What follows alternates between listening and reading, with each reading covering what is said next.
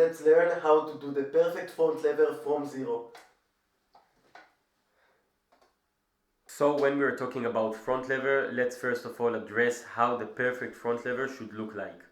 The four most important points are locked elbows, locked knees, parallel to the ground with the whole body, and a neutral scapula. If even only one out of those 4 points doesn't happen when you're doing a front lever, your front lever isn't simply a perfect one. So when we're talking about the front lever, you need to understand that this is a strength skill, which means that if you can't hold the front lever yet, you're just not strong enough in the primary movers to actually doing the skill. Let's start with step one of how to achieving the front lever. You need to get super strong in your back, especially in your lats, which are the main movers to the movement of the front lever. So the best way to do it is by practicing pull-ups.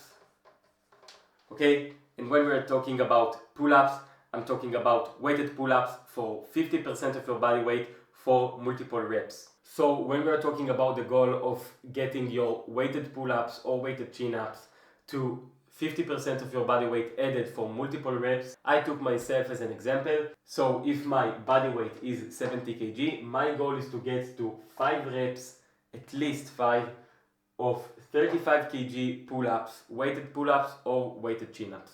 And how did I get it? I actually got it in my first half a year of calisthenics. What I've done is just weighted pull-ups. The first thing that I've done is get to 12 plus reps with my body weight. So I started with about 8 unclean reps. I got to 12 reps, I think even more, maybe 15 reps of just body weight, and then I started to add weight. I started with 10 kg, then move up to 20 kg, and my method was just doing 3 to 5 reps for 3 to 5 sets. Every workout, I've done 3 workouts as such in 1 week. When we are talking about phase 1, it is the most important phase. First of all, let's just address a quick technique about the weighted pull-ups.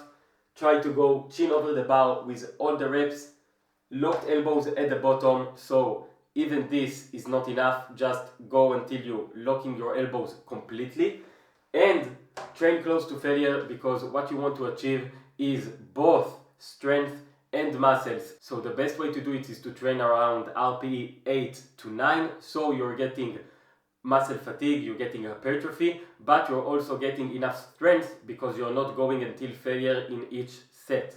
And if you're doing the right thing, you will get a huge back and a strong base only from weighted pull-ups, and that will give you the best start to your front lever journey. Now that you've got the 50% added body weight in your weighted pull-ups, you can start training for the front lever. All you need to do right now is just convert your strength, what you've got from weighted pull-ups, because you already got muscle mass in the back, you've already got a strong base, a really good strength level. All you need to do is just convert it to the specific movement of the front lever. So when we're talking about converting your strength, we're talking about specificity. All you need to do is just start adding isometric holds to your trainings. So when we're talking about the isometric holds, first you need to know that you're doing this exercise first thing in your training. If you're not doing it like that, you will just progress slower. If you want to achieve the front lever the fastest way, all you need to do is doing the first thing in your training. Go for 2 to 4 sets of 5 to 15 seconds in good form. And when I'm talking about good form, it's all about the technique cues that I told you in the start. If you don't remember them, just go to the start of the video, but prioritize locked elbows, because that is the specific movement of the front lever. You're training your back while your elbows are locked. And the second thing is a neutral scapula. If you're doing a front lever and you're holding it like this with a protraction, it's not as good and will probably hurt you. What you need to do is just try to think about bending the bar and actually doing that movement of retraction. When you're doing that movement of retraction while doing the front lever, you will probably end up in a neutral scapula, which is actually the best way to do it. And again, you want to train quite close to failure, so RPE 8 or 9, because you want to achieve strength, but you also want to push yourself to the maximum.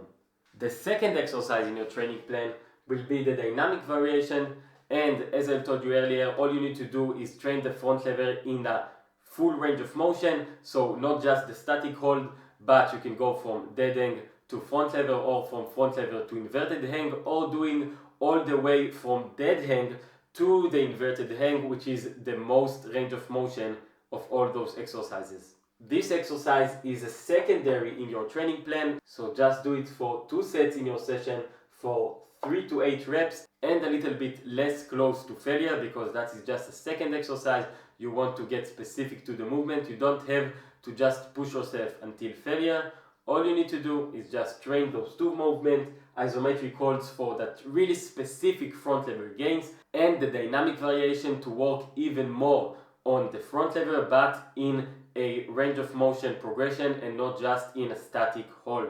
And lastly, as we are strength athletes and we actually want to get maximal strength, all you need to do is to do the third step, which is keep increasing your weighted pull-ups. And you're doing that by just do 2 sets a week at the end of your front lever session. So if you're doing front lever 3 times a week, just do 6 sets of weighted pull-ups. I've got from only, and I mean only 6 sets a week of weighted pull-ups, from 50% body weight added for 5 reps to 60 kg weighted chin-ups for multiple reps. And I'm not kidding when I'm saying that just do these 3 things for over a month will probably help you unlock your first front lever, full front lever. I'm talking about the full position, the perfect front lever, in just a month or 2, if you had a really good base, because all you had to do is convert your strength from the weighted pull-ups to the specific movement of the front lever. So now that you've watched all the video, you have no complaints, no excuses of not achieving your full front lever,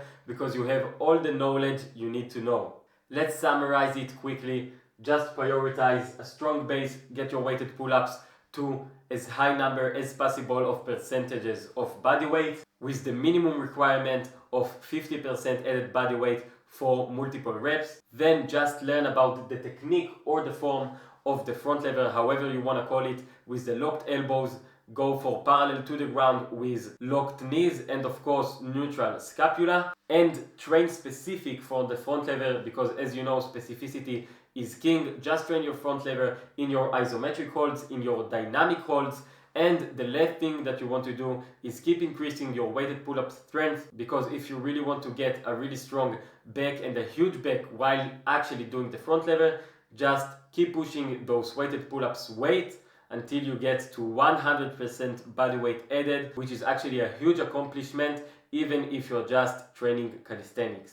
This is only my approach, but I think it's actually the best approach to achieving the front lever. I got it in just 2 months of training after getting my 44 kg weighted pull-up for 1 rep, which is actually about 66% body weight when I first started. So I could probably do 50% body weight for at least 3 reps. I started training the front lever right from open advanced stack, and I got to straddle very quick, and then got my first full front lever hold just after 2 months of practice. If this video was helpful, I really recommend to just share it with your friends who actually want to learn front lever like you. Drop me in the comments what you didn't know and what actually helped you the most in this tutorial. And if you want to see more tutorials like this, just like this video, subscribe to the channel so you get more knowledge and more free content about calisthenics, and I will see you in the next video.